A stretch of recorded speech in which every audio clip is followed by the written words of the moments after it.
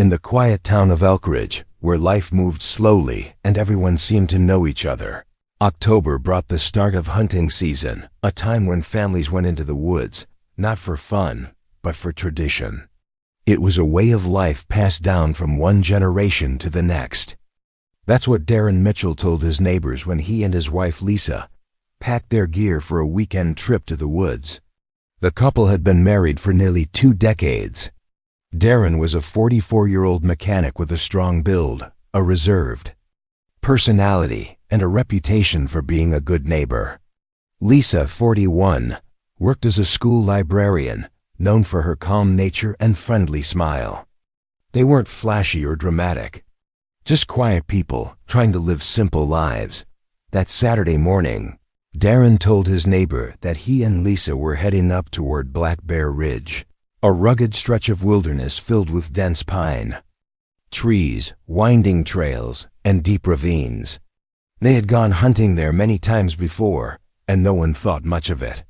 Darren even waved goodbye with his usual tight-lipped smile. Hours passed. The sun began to set, and then darkness fell over Elkridge. By that evening, Darren showed up at the ranger station alone. His clothes were dirty, his boots covered in mud, and his face pale. He said something terrible had happened. According to Darren, he and Lisa had separated around mid-morning to follow different animal tracks. It was something they often did, he said. They were supposed to meet back at a large boulder by a river bend around noon. Darren claimed he waited there for hours, but Lisa never showed. He called her name. He fired his rifle into the air.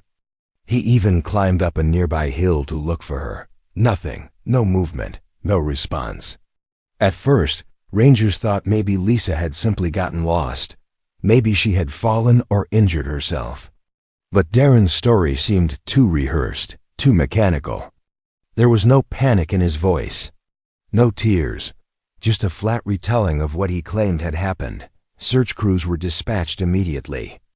Dozens of people combed through the forest. Helicopters flew overhead. Dogs sniffed through brush and under fallen trees. They found Lisa's water bottle, and later, her hunting vest folded neatly and hung on the branch of a tree.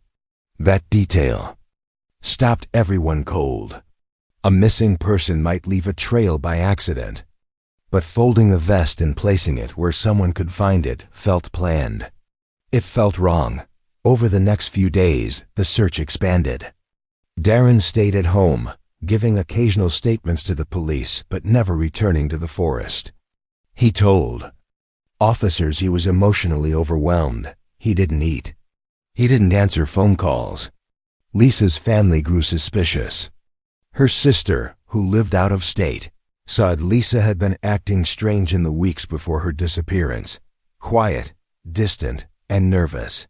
She had also stopped posting pictures online, something she loved doing during outdoor trips. None of it made sense. As investigators looked deeper, they noticed Darren's behavior wasn't just strange, it was calculated. He hadn't posted anything about Lisa being missing on social media. He hadn't organized or joined any search groups. When asked for Lisa's recent medical or personal records, he hesitated, often changing the subject. Rumors started to spread around town. People wondered if Darren was telling the truth. And if he wasn't, what was he hiding? What had started as a tragic hunting accident was beginning to look like something far darker. A woman had vanished in a place she loved, with the one person she trusted most. And now, all eyes were turning to him, as investigators dug deeper into Lisa's disappearance. The focus shifted from the wilderness to the people involved, particularly Darren. His behavior since the day he returned alone from the woods had grown increasingly strange. While he initially told police he was too devastated to help in the search, he was soon spotted around town, not mourning, but acting distant and distracted. That's when whispers began to spread. People had seen him with someone else. Not Lisa, but a much younger woman. Her name was Megan Palmer. She had moved to Elkridge during the summer and worked at a roadside diner a few blocks from Darren's garage. Megan was just 20 years old, bright-eyed, talkative, and often seen serving coffee or chatting with regulars. At first, no one thought anything of their connection. Darren had been a regular customer, and Megan was known for being friendly. But then people began noticing them together, outside the diner, at the grocery store, at a gas station, even parked.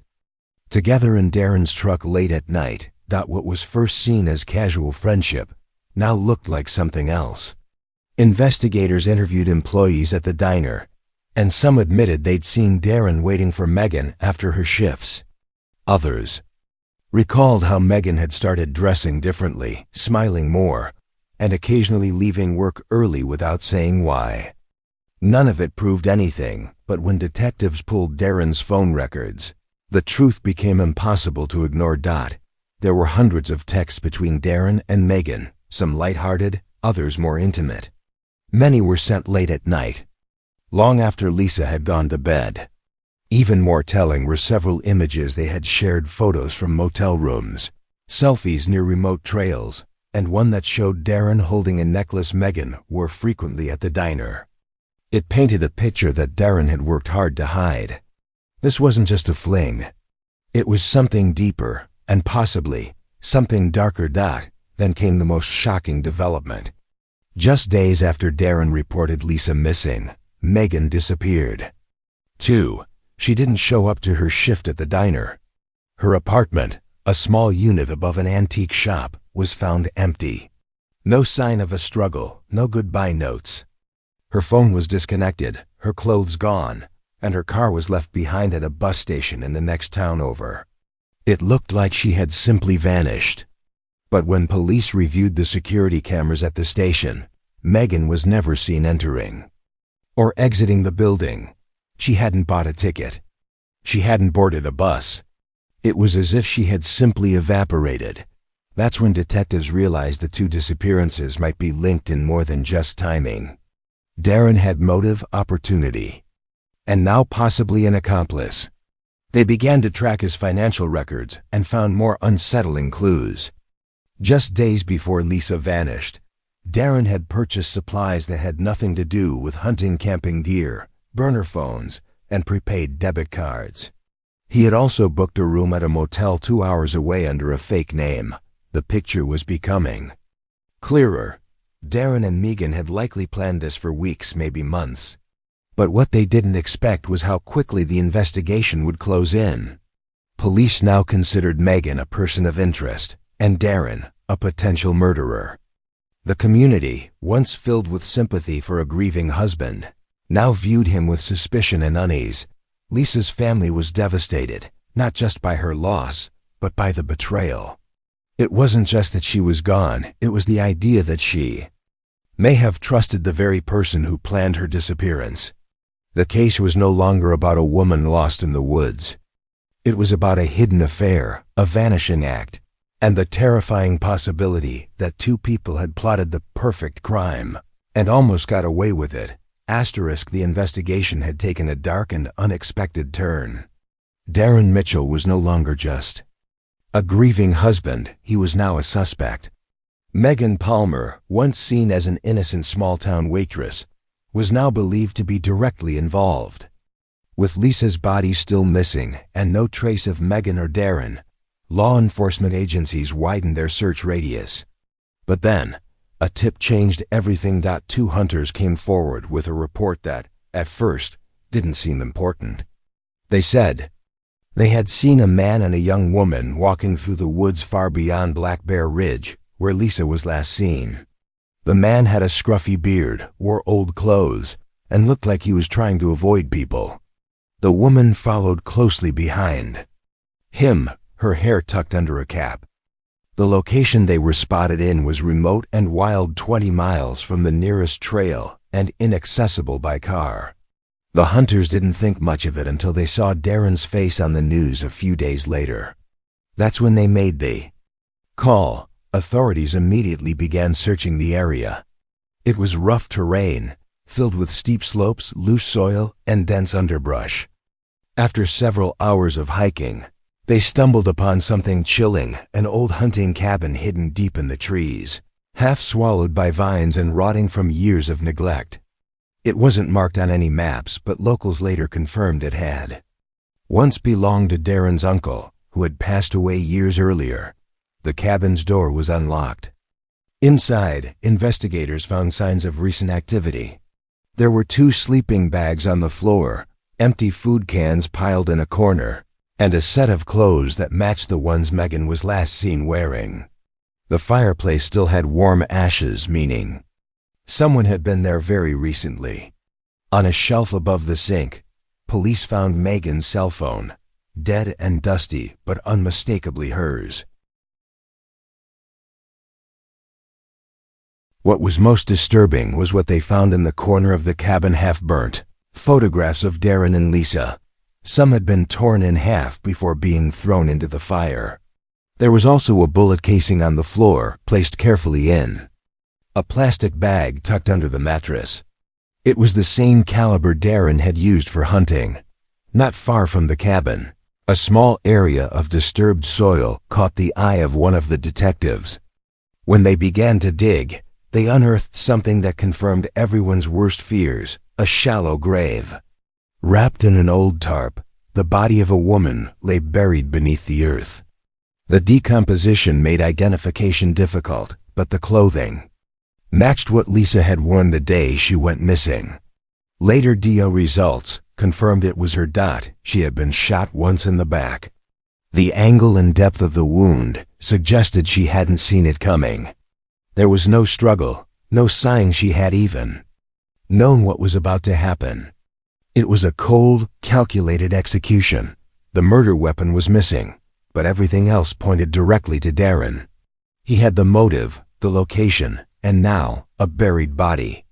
Investigators were certain Megan had helped cover it up. But despite the clear trail leading to the cabin, neither Darren nor Megan were there when authorities arrived. They had vanished again, this time without a trace. News of the discovery rocked the town. Lisa's family, who had been holding on to hope, were crushed. The reality that she had been murdered by the man she trusted was almost too much to bear. The cabin, once a forgotten piece of the forest, had become the center of a murder scene. And the 2 people responsible were now fugitives, possibly armed, and still on the move. The case was no longer about a missing person, it was about catching a killer, with Lisa's body discovered in a shallow grave near the abandoned cabin. The case shifted rapidly into a full-scale manhunt. Darren Mitchell and Megan Palmer were now both officially wanted. The FBI joined local authorities, and news outlets across the country ran their faces with bold headlines. But despite the attention, no one could find them. It was as if they had melted into the landscape, taking with them the truth about what really happened in those woods. Investigators pieced together the timeline. The cabin had been used for at least a week after Lisa's death. Food wrappers, footprints, and Megan's dead phone all pointed to the fact that they had been living there in hiding. But once the heat turned up, they likely moved again, possibly on foot, using remote trails to stay off the grid. With access to Darren's knowledge of the woods and Megan's willingness to follow him, they could survive for days, even weeks, without being detected. Then came the first break. A gas station security camera, nearly 400 miles away near the Utah-Arizona border, caught footage of a man and a young woman who resembled Darren and Megan. The man wore a wide-brimmed hat and sunglasses, but the shape of his face was unmistakable. The woman was thinner than in earlier photos and appeared tired, but she was holding a backpack identical to the one found in the cabin. Authorities raced to the scene, but the pair had already moved on. They had used cash to buy supplies, canned food, water, a map, and left no digital trace behind.